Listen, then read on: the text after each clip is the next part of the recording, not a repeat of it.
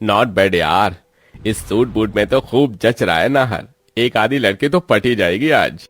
नाहर, तुम्हें और कितनी देर लगेगी? माँ का फोन आ रहा है बार बार। वहाँ विवेक घोड़ी भी चढ़ चुका है और बारात भी निकल गई। उस साले की बारात निकली है तो मैं क्यों खुश हूँ।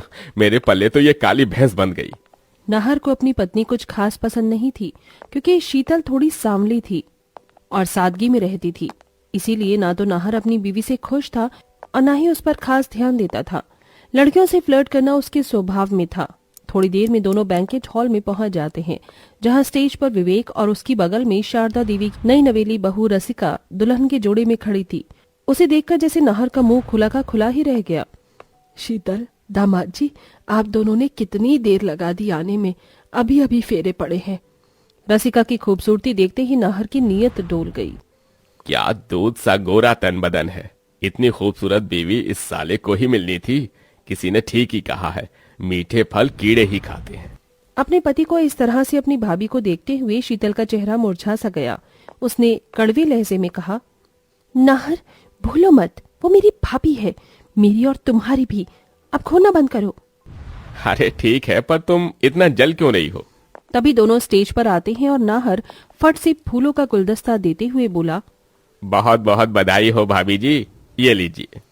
रसिका बहू, ये विवेक की बड़ी बहन के पति नाहर बाबू हैं, तुम्हारे नंदोई जी हैं, इनके पैर छुओ। जी माँ जी।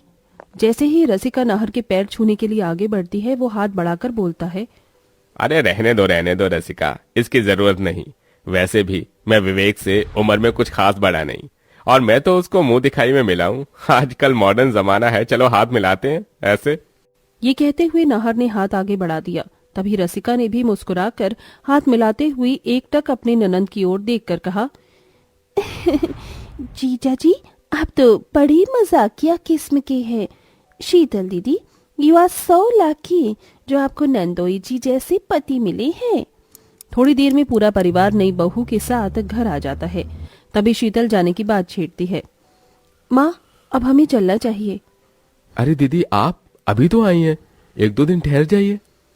हाँ दीदी, हो सकी तो कुछ दिनों के लिए ठहर जाइए ना, मुझे भी आपके साथ घुलने मिलने का मौका मिल जाएगा।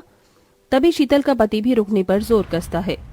जब सब इतना कह रहे हैं तो रुक ही जाते हैं। ये सुनते ही शीतल गुस्से से अपनी भाभी को घूरती हुई मन में बड़बड़ा उठती है, ये बंदा वैसे तो मेरे घर पर कभी नहीं रुकता।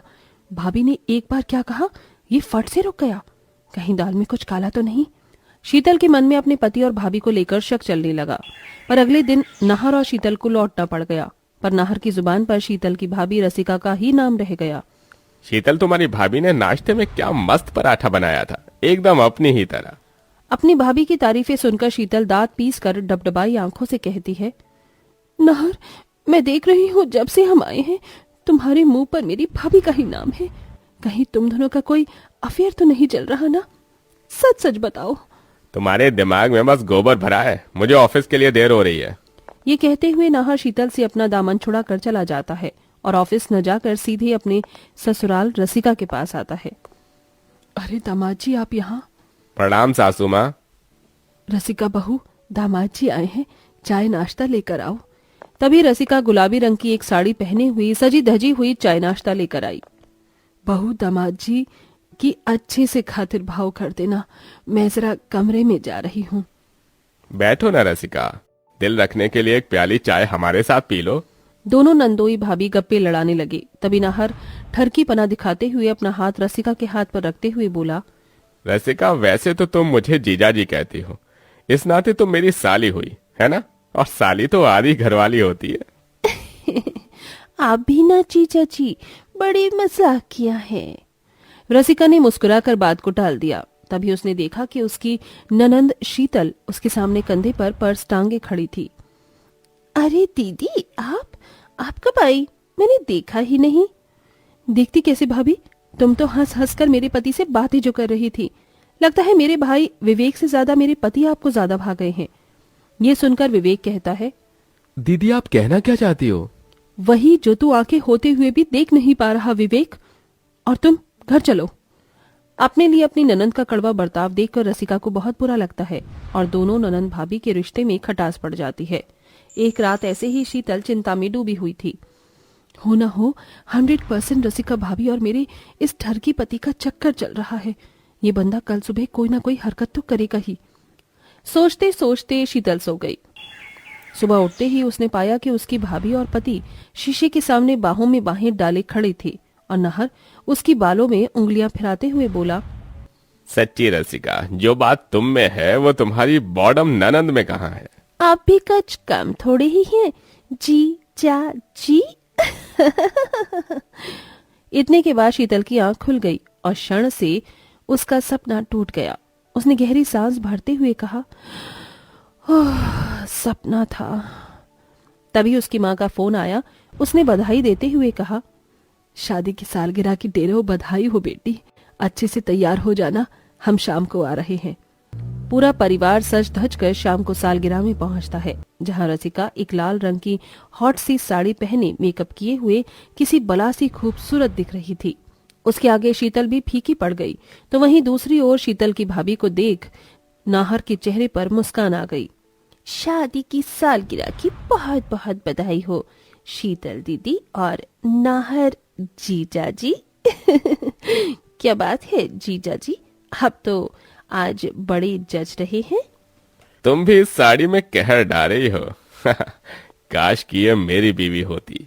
दीदी ये आपके लिए और जीजा जी ये ब्रोच आपके लिए, मेरी तरफ से एक तोहफा। अब इतने प्यार से लाई हो तो खुद ही लगा दो। ये सुनकर तो जैसे शीतल तिलमिला सी गई। तभी रसिका ने हिचकिचाहट भरी नजर से अपनी सास और पति की ओर देखा। विवेक। हाँ हाँ रसिका, जीजा जी इतने प्यार से कह रहे हैं तो ब्रोच लगा दो ना। रसिका एकदम पास जाकर मुस्कुराकर नाहर की ओर देखते हुए ब्रोच लगा देती है, जिसे देखकर उसकी ननंद का मन और मचल जाता है। और ये नजारा देखकर शीतल की सहेलियां रोमा और पूर्वी उसे भड़काने लगती हैं। शीतल, तुझे नहीं लगता तेरी भाभी तेरे पति से कुछ ज्यादा ही चिपक रही है? मुझे तो दोनों के बीच अफेयर लगता है। देखना शीतल, कहीं कभी तेरी भाभी सुंदरता का दाना डालकर तुझसे तेरा पति छीन न ले जाए, क्योंकि ये मर्द जात होती ही ऐसे है, ठरकी। ये सुनकर शीतल की आंखें नम हो गई। अपने पति और भाभी की नजदीकियां देखकर उसे भी ये डर दिल ही दिल खाए जाने लगा। थोड़ी देर में दोनों ने केक काटा। तभी केक का पहला निवाला नाहर ने रसिका को खिलाया। ये लो, खाओ रसिका। नहीं नहीं जीजा जी, पहले दीदी को खिलाइए, मैं बाद में खा लूंगी। तभी झल्लाकर शीतल ने अपनी भाभी पर उंगली उठाते हुए कहा, मेरी सगी बनने का ढोंग बस करो भाभी। एक तरफ अपने हाथ से अपनी ननंद का बसा बसाया घर बिगाड़ रही हो और अच्छा बनकर भी दिखा रही हो। ये आप क्या कह रही हैं दीदी, मेरी तो कुछ भी समझ में नहीं आ रहा। ज्यादा भोली बनने का नाटक मत करो। मैं सब जानती हूँ तुम दोनों का अफेयर चल रहा है। भाभी होकर भी अपनी ननंद के पीठ में छुरा भोंका। तुम्हें शर्म नहीं आई? अपने चरित्र को तार तार होते देखकर रसिका फूट फूट कर रोने लगी और उसने कहा, देखिए दीदी, मैं आपके पति का स्वभाव पहले ही दिन जान गई थी, मगर नहीं चाहती थी ननंद का घर उजड़े, इसीलिए मैं हमेशा इनकी हरकतों को टालती रही। ये मेरी बदकिस्मती है कि फिर भी आपने मेरे ही लिए अपने मन में बीज बो दिया। मगर मैं ऐसी नहीं हूँ, मेरा यकीन कीजिए। ये सुनकर शीतल को अपनी गलती का एहसास हो गया और उसने कहा, भाभी मुझे माफ कर दीजिए, गलती मेरी है। अपना पति ही विश्वास के काबिल नहीं। उसने मुझे एक बार नहीं बल्कि दो बार धोखा दिया है। इसीलिए औरत होते हुए शक करने से रोक न पाई। इनका पहले भी 2 लड़कियों से अफेयर रहा था। इस बात ने सबको हिलाकर रख दिया और विवेक गुस्से से लाल पीला होकर नाहर का गिरेबान पकड़ लेता है। तुम्हारी हिम्मत कैसे हुई मेरी बहन को धोखा देने की? हाँ, मैं तुम्हें छोड़ूंगा नहीं। जाने दे विवेक, छोड़ दे इन्हें। इतने के बाद भी अपनी पत्नी को अपना बचाव करते देखकर नाहर की खोटी नीयत एकदम किसी कोरे पन्ने जैसी हो गई और उसने छलकते आंसुओं से कहा, मुझे माफ कर दो शीतल, मैंने शादी जैसे पवित्र रिश्ते का अपमान किया। हाँ, ये सच है, मैं तुम्हारी भाभी का फायदा उठाना चाहता था, मगर उसका कोई दोष नहीं है। बस मुझे एक मौका दे दो, इस बंधन को मैं अब समझ गया हूँ। अपनी शादी को बचाने के लिए शीतल अपने रिश्ते को एक मौका देती है, जिसके बाद नाहर सुधर जाता है।